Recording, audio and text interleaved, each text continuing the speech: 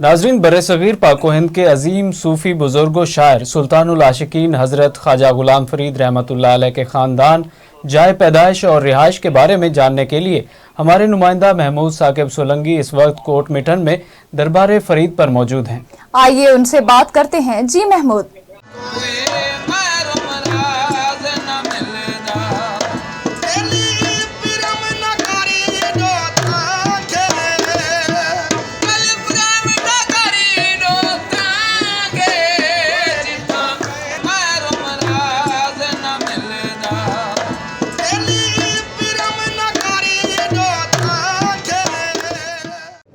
जी बिल्कुल, इस टाइम हम मौजूद हैं सुल्तान और आशिकीन हज़रत ख्वाजा ग़ुलाम फ़रीद रहमतुल्लाह के मज़ार शरीफ कोट मिठन शरीफ में।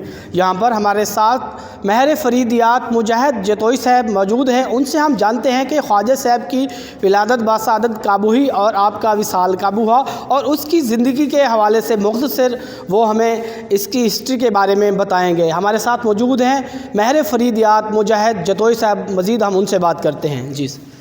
सुल्तानुल आशिकीन हज़रत ख्वाजा फ़रीद रहमतुल्लाह अलैह, जिनकी दुनिया में इतनी ज़्यादा फॉलोइंग है, जो लोग इनसे बेपनाह मोहब्बत करने वाले हैं, और पूरी दुनिया में आपको ख्वाजा फ़रीद से मोहब्बत करने वाले लोग मिल जाएंगे, और हर वक्त का ये हजूम आपको यहाँ नज़र आता है।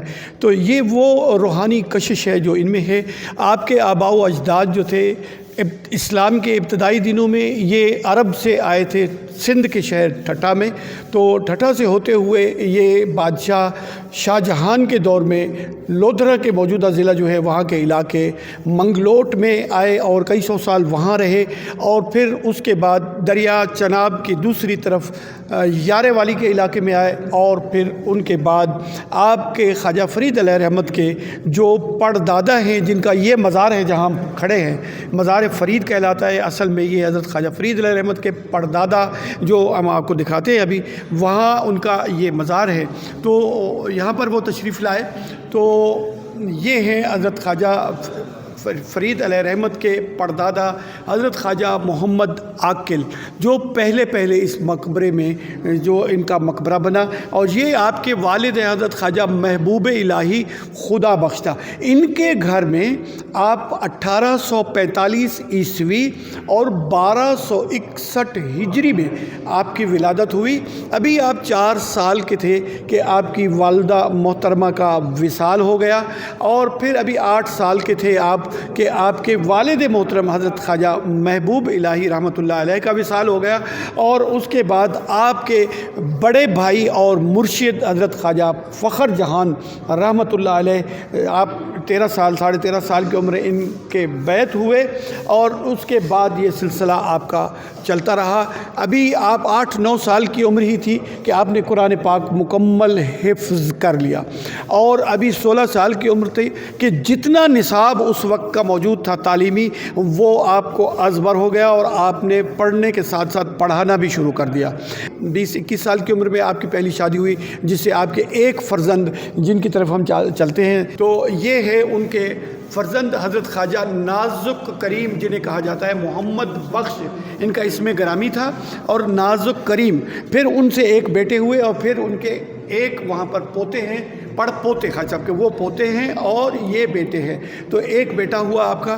फिर आपने सराइकी में उर्दू में शायरी की, और उस शायरी में जो आपको ज़्यादा मशहूर हुआ वो आपका सराइकी दीवान है, जिसमें 271 काफ़ियाँ हैं। और आपका कलाम जो है, उस सारे कलाम को अगर तकसीम किया जाए हज़रत ख्वाजा फ़ख्र जहान की तरबियत में जो उन्होंने सीखा और आगे चलाया उसको, तो उसमें आपके कलाम को 4 बड़े मौज़ूआत पर तकसीम किया जाता है, जिसमें एक तो तौहीद रब्बानी है कि अल्लाह की तौहीद, आपका कलाम उस पर मुबनी है। इसके अलावा आप कुछ नहीं कहते। तौहीद रब्बानी हिक दी दम दम सिक है, हिक्कू जेराडू कर जाने ओ काफिर मुशरिक है। तो इस तरह तौहीद रब्बानी पर।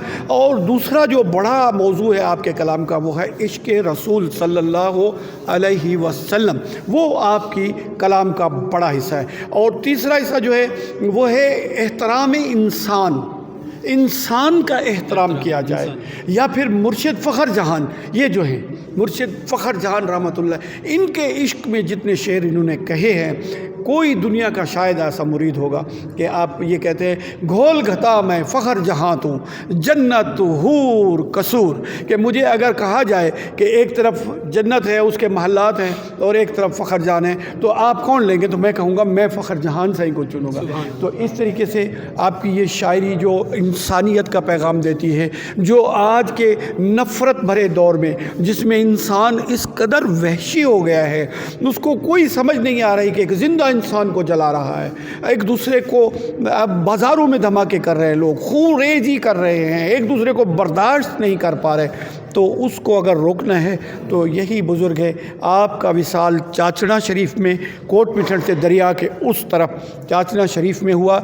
उस वक्त आपकी उम्र 56-57 साल के दरमियान थी और वो दिन था 1319 हिजरी, बुध का दिन था और मगरिब की नमाज का वक्त था। 24 जुलाई 1901 में आपका विसाल होता है और इस तरह आपको वहाँ से लाकर इस मकबरे में जो आपके आने से पहले बन चुका था, और ये मकबरा बनवाया था हज़रत फ़ख्र जहान रहमतुल्लाह अलैह ने, आपके परदादा के जिनका मकबरा जो परदादा ख्वाजा मोहम्मद आकिल रहमतुल्लाह अलैह हैं, इनका मकबरा पहले दूसरे कोट मिठन में था, जो पुराना कोट मिठन था जिसे दरिया ले गया था।